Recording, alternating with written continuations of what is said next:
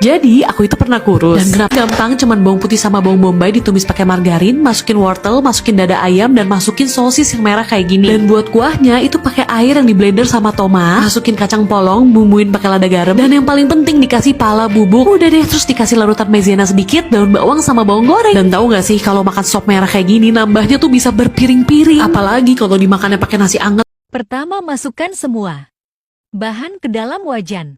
Gunakan api sedang. Dan terus diaduk. Jika semua sudah tercampur, tambahkan tepung tapioka. Dan masak sambil terus diaduk. Sampai teksturnya seperti ini. Kalau sudah agak dingin, lalu masukkan adonannya ke dalam plastik. Lalu goreng roti tawarnya dengan pelapis dan tepung panir. Potong menjadi 2 lalu isi dengan adonan yang tadi. Siap dihidangkan. Resepnya disimpan, bikinnya kapan-kapan. Nggak apa-apa niat dulu, tapi serius, bikin crepe roll ini seru. Lengah dikit, jualan. Kuy kita bikin. Cairkan 16 gram butter, di sini aku bikin 2 resep, jadi aku kali 2. 25 gram gula pasir dan 2 butir telur. Tambahkan 1 sendok teh vanila untuk menghilangkan bau amis telur. 250-260 gram susu cair, masukkan bertahap. Tapi saran aku, sebelum susu, masukkan terigu dulu, untuk menghindari terigunya bergerindil. Di sini aku gunakan terigu protein rendah. Saring adonan dan aku bagi jadi 3 bagian untuk diberi perisah. Untuk perisai dan pewarna, aku gunakan produk Mohler. Sudah halal MUI, harganya terjangkau, perisainya mirip rasa asli, cocok untuk makanan ataupun minuman. Panaskan teflon dengan api kecil, saat teflon sudah mulai hangat, tuang adonan dan ratakan ke permukaan teflon. Masak sampai pinggiran agak kering dan bagian tengah ada gelembung. Untuk krim, aku mixer whipped cream dengan air es, mixer dengan kecepatan rendah, bertahap ke kecepatan tinggi sampai whipped creamnya kaku. Susun crepe, tambahkan krim, untuk teflonnya aku gunakan teflon diameter 24 cm. Tambahkan potongan buah, lipat bagian kanan kiri dan gulung dari atas ke bawah agar lebih mudah. Kalian bisa tambahkan buah yang kalian suka. Untuk mangga bisa sampai awet 2 harian di dalam kulkas dan untuk stroberi itu 1 hari. Untuk crepe bisa awet sampai 4 harian di kulkas dan simpan sesuai warna. Potong dan packing di box yang menarik. Udah siap jual nih. Gimana? Tertarik bikin? Save videonya, jangan lupa recook. Kalau dari dulu tahu cara bikinnya segampang ini, pasti udah nggak pernah beli lagi. Jadi pertama-tama aku campurin ayam yang udah digiling sama wortel, daun bawang, tepung tapioka, dan juga telur. Jangan lupa juga buat tambahin garam, kaldu bubuk, merica bubuk, bawang putih bubuk, saus tiram, dan juga sedikit minyak wijen. Dan semua bahan ini tinggal diaduk-aduk aja sampai kecampur rata. Nah, kalau udah kecampur rata kayak gini, kita sisihkan aja dulu. Soalnya di sini aku mau campurin tepung tapioka sama kaldu bubuk dan juga air. Kalau tepungnya udah larut, masukin 2 butir telur dan ini bisa diaduk lagi sampai semuanya kecampur rata. Lanjut siapin wajan yang udah diolesin sama minyak tipis-tipis aja, masukin 2 sendok adonan telur. Jangan lupa buat dibalik dan ini dia untuk dadarnya udah jadi. Tinggal dipeperin aja sama adonan yang udah dibuat di awal tadi. Gulung-gulung sampai jadi kayak gini. Kalau udah dibungkus lagi sama daun pisang. Nah, ini dia udah siap untuk dikukus. Kukusnya juga nggak butuh waktu yang lama kok, kira-kira 20 menitan aja. Dan kalau udah tinggal dipotong-potong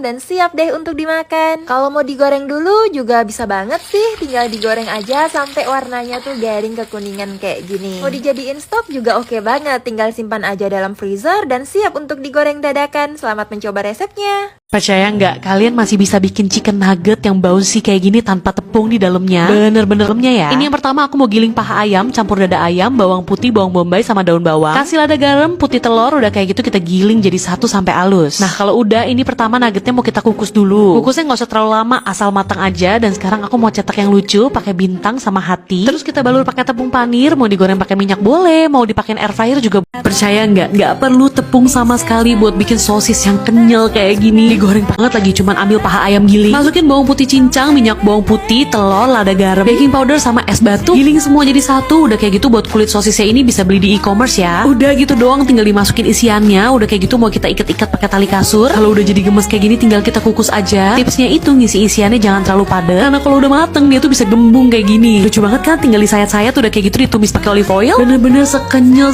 Ini jadi salah satu resep andalanku kalau mau bikin kondok. Karena bahannya ekonomis, tanpa telur sama sekali, tapi rasanya enak, bisa dijual dengan harga 2.000-an loh. Pertama-tama, aku siapin semua bahan-bahannya, mulai dari tepung terigu, gula pasir, ragi instan, dan juga air ya. Nah, untuk bahan keringnya ini diaduk-aduk dulu hingga tercampur rata, lalu masukkan airnya ya. Masukkan airnya, diaduk lagi hingga tercampur rata. Untuk konsistensi adonannya emang kayak gini ya. Selanjutnya, ini mau aku tambahkan pewarna makanan. Ini bukan pasta ya, tapi pewarna aja supaya warnanya lebih menarik. Nah, kalau udah, ini aku mau tutup, diamkan selama 1 jam atau sampai mengembang 2 kali lipat. Kalau udah mengembang kayak gini, wah ini hasilnya tuh cakep banget. Dijamin resep ini anti gagal loh. Suka banget sama teksturnya yang kayak gini. Nah, selanjutnya ambil 1 tusuk sosis. Ini 1 sosis yang aku bagi jadi 2 bagian ya. Nah, kemudian tinggal dibaluri aja secara merata kayak gini. Ini tuh gampang banget. Nah, kalau udah tinggal dibaluri aja dengan tepung roti. Ini aku pakai tepung roti supaya warnanya masih kelihatan hijau ya. Selanjutnya ini aku mau coba-coba pakai yang coklat. Tapi kok kelihatannya kayak susah nempel gitu ya. Tolong dong yang tahu caranya gimana, kasih tahu aku. Nah, karena ini susah jadi aku pakai bantuan sendok kayak gini supaya bisa menempel dengan bagus. Nah, kemudian aku baluri dengan tepung panir lagi. Cuman ini aku kurang puas sama yang isian coklat ini ya. Kalau udah dibentuk semuanya, ini langsung aja mau aku goreng di minyak yang panas tapi nggak terlalu panas ya. Kemudian apinya api sedang aja, jangan terlalu besar supaya nanti nggak pecah-pecah kondoknya. Jangan lupa dibolak-balik, kalau udah matang langsung aja angkat dan tiriskan. Ini dia hasilnya, gimana, cakep banget kan? Ini tuh yang isian sosis ya. Yang isian coklatnya kayak nggak cakep gitu karena coklatnya bleber-bleber, tapi rasanya tuh enak banget, coklatnya lumer. Kasih tahu aku dong gimana cara bikin yang isian coklat supaya hasilnya lebih rapi karena ini tuh enak banget. Pagi kali ini temenin aku yuk geng, bikin pesanan 30 slice fruit sando.